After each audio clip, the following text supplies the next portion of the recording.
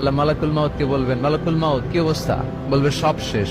মাইয়াব্বা, কে বাকি? মালাকুল মাউত বলবে জিনেরা বাকি, যাদেরকে দেখা যায় না। আল্লাহ বলবেন জিনদেরকেও শেষ করে ফেলো, রুহু কবজ করো। মালাকুল মাউত আজরাইল জিনদের রুহু কবজ করবে। আল্লাহ এবার জিজ্ঞেস করবে, ইয়া মালাকাল মাউত আখবিরনি মাইয়াব্বা, এবার বলো আর কে বাকি? মালাকুল মাউত বলবে, আল্লাহ মানুষগুলো সব শেষ, জিনগুলাও শেষ, এবার বাকি ইবলিস শয়তান। কে বাকি? ইবলিসরেও শেষ করো, ইবলিসও শেষ। আল্লাহ আবার জিজ্ঞেস করবেন, ইয়া মালাকাল মাউতি মাইয়াব্বা, আর কে বেঁচে আছে বলো? মালাকুল মাউত বলবে, আল্লাহ আপনার কথা অনুযায়ী পৃথিবীর সব মানুষের রূহ কবজ করলাম, সব জিনদের রূহ কবজ করলাম, ইবলিসের রূহ কবজ করলাম, এখন আছে শুধু ফেরেশতা। আছে যারা, যাও ফেরেশতাদের রূহ কবজ করো, ফেরেশতাদের রূহ কবজ হয়ে যাবে। এবার আল্লাহ জিজ্ঞেস করবেন, ইয়া মালাকাল মাউত আখবিরনি মাইয়াব্বা। মালাকুল মাউত বলবে, আল্লাহ আপনার কথা মতো ধরে ধরে সব শেষ, ফেরেশতাও শেষ, 4 জন ছাড়া। কয়জন ছাড়া? জোরে বলেন, কয়জন ছাড়া? ইসরাফিল, জিব্রাইল, মিকাইল, আজরাইল। আল্লাহ এই 4 জন আমরা বাকি। আল্লাহ বলবে, যাও ইযহাব ইনতালিক ইলা জিবরিল ওয়াকবাদ রূহা, জিব্রাইলের রূহ কবজ করো। ইযহাব ইলা ইসরাফিল ওয়াকবাদ রূহা, ইসরাফিলের রূহ কবজ করো। ইযহাব ইলা মিকাইল ওয়াকবাদ রূহা, রূহ কবজ করো। ওই 3 ফেরেশতাও শেষ। এবার আল্লাহ তাআলা জিজ্ঞেস করবেন, ইয়া মালাকাল মাউত আখবিরনি মাইয়াব্বা, হে মালাকুল মাউত আর কে বাকি আছে বলো?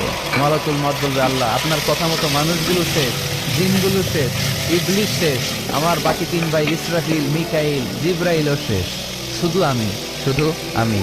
আল্লাহ বলবেন, কেউ নাই? মালাকুল মাউত বলবে, না আল্লাহ কেউ নাই। এবার আল্লাহ তাআলা বলবেন, মালাকুল মাউত তুমি তো সবাই রে মারছো, এবার তুমি মরো, এবার তুমি মরো, তুমি মরো।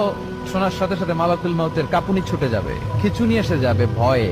আল্লাহ বলবেন, কাঁপুনি দিয়ে তো লাভ নাই, কারণ কুল্লু নাফসিন যায়িকাতুল।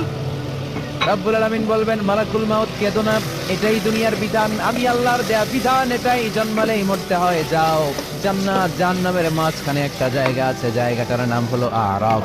এই আরাফের মধ্যখানে যে দাঁড়াও, ওখানে যে মালাকুল মাউত কাঁপতে থাকবে। মালাকুল মাউত বলবে, আল্লাহ সৃষ্টির শুরুতে যদি জানতাম, সৃষ্টির শুরুতে যদি জানতাম সবাইকে মৃত্যুদান করার পরে, রূহ কবজ করার পরে আমাকেও মরতে হবে, তাহলে এই কঠিন দায়িত্বের ব্যাপারে আপনার কাছে ক্ষমা চাইতাম। আজকে আমারও যে ভাগ্য বরণ করে নিতে হবে সৃষ্টির শুরুতে, আমি এটা কল্পনাই করতে পারি নাই। আল্লাহ বলবেন, নো টক, মুত, ইয়া মালাকাল মাউত, মর, মরে যা, মুত, মরে যাও। বলার সাথে সাথে মালাকুল মাউত এক বিকট চিৎকার হাঁকিয়ে মরে যাবে। মালাকুল মাউতের চিৎকারটা সেদিন এত ভয়ঙ্কর হবে, বিষ্ণু ইসা ইসলাম বলেন, ওই চিৎকারের আওয়াজ যদি পৃথিবীর মানুষেরা কান দিয়ে শুনতে পেত, তাহলে কিয়ামত সংগঠিত হওয়ার জন্য আলাদা করে ইসরাফিলের সিঙ্গার প্রয়োজন হতো না। ওই চিৎকারের আওয়াজে প্রতিটা মানুষ কানের পর্দা ফেটে ওই জায়গায় লাশ হয়ে পড়ে যেত। এবার ডানে বায়ে সামনে পেছনে উপরে নিচে কেউ নাই, একজন ছাড়া। জোরে বলতে হবে, তিনি কে? আল্লাহ মালাক।